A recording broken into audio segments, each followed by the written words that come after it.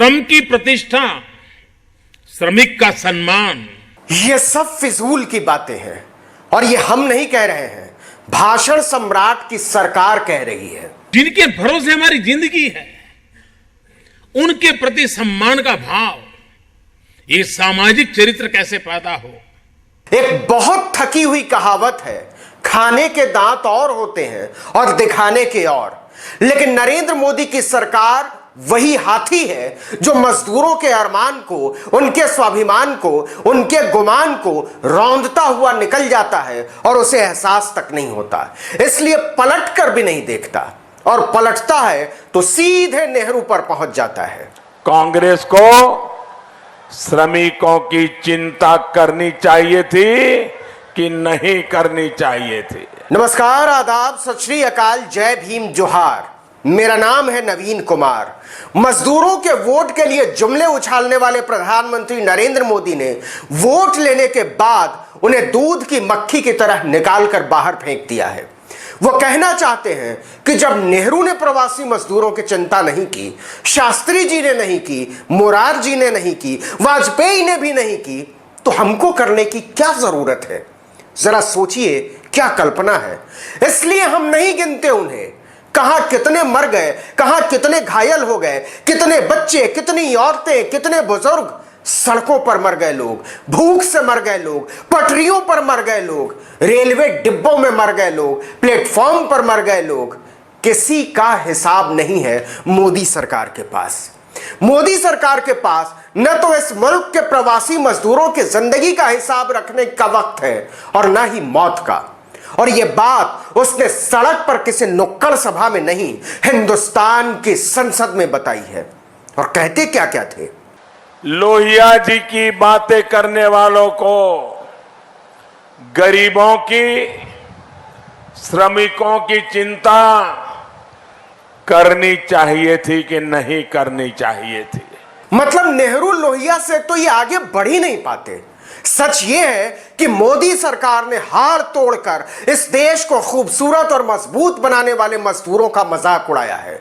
उनके अरमानों को कुचलने के बाद उनके अस्तित्व की तौहीन की है। और यकीन मानिए, ऐसी तौहीन इससे पहले किसी सरकार ने नहीं की।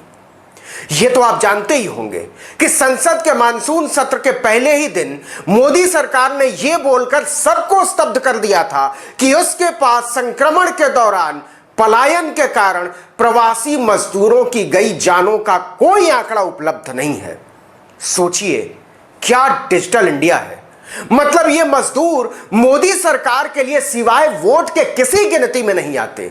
मतलब ये कामगार भी मोदी सरकार के लिए सिवाय वोट के किसी गिनती में नहीं आते। मतलब ये औरतें और बच्चे भी मोदी सरकार के लिए सिवाय वोट के किसी गिनती में नहीं आते। लेकिन एक निकम्मी, गैर जवाबदेह, नासमझ और आलसी सरकार का दिल मजदूरों की इतनी तौहीन के बाद भी नहीं भरा। वो कहती है कि मजदूरों को यह दुख अखबारों के कारण उठाना पड़ा, टीवी चैनलों के कारण जाने देनी पड़ी। तृणमूल कांग्रेस की माला रॉय ने एक लिखित जवाब में पूछा था कि लॉकडाउन का ऐलान करने से पहले प्रवासी मजदूरों के लिए क्या क्या कदम उठाए थे, जिसके चलते हजारों मजदूर पैदल ही अपने घरों तक पहुंचने के लिए मजबूर हो गए और रास्ते में कई मजदूरों को अपनी जान गंवानी पड़ी। इस सवाल के जवाब में देश के गृह राज्य मंत्री नित्यानंद राय ने पूरा ठीकरा झूठी खबरों पर फोड़ दिया और कहा कि इसमें सरकार की कोई गलती नहीं है। उन्होंने लिखित में कहा कि लॉकडाउन में बड़ी संख्या में प्रवासी मजदूर इसलिए अपने घरों से निकल गए क्योंकि झूठी खबरों के चलते वो पैनिक में आ गए थे। उन्हें बुनियादी चीजों की चिंता सताने लगी। उन्हें लगा कि उनके खाने का, पीने के पानी का, स्वास्थ्य सुविधाओं का, रहने का क्या होगा। इसीलिए वो पैदल ही निकल पड़े, वरना केंद्र सरकार तो सतर्क थी। शास्त्रों में इसी को ढिठाई कहा गया है। लेकिन मोदी सरकार में प्रवासी मजदूरों की जिंदगी की तौहीन का किस्सा यही खत्म नहीं हुआ। सवाल बहुत सीधा था, कितने मजदूरों की जान गई और उनके लिए मुआवजे का क्या प्रावधान है। और इतना ही सीधा था मोदी जी के मंत्री का जवाब। नित्यानंद राय ने लिखित में कहा कि जब हमारे पास मजदूरों की जिंदगियों और मरने का आंकड़ा ही नहीं है तो ऐसे में मुआवजे का सवाल कहां उठता है। सवाल ही गलत है। श्रमिकों को, गरीबों को वोट बैंक में बांटकर इन लोगों ने सिर्फ और सिर्फ अपना और अपने परिवार का फायदा कराया। और अब ये अपना और अपनी पार्टी का फायदा करा रहे हैं।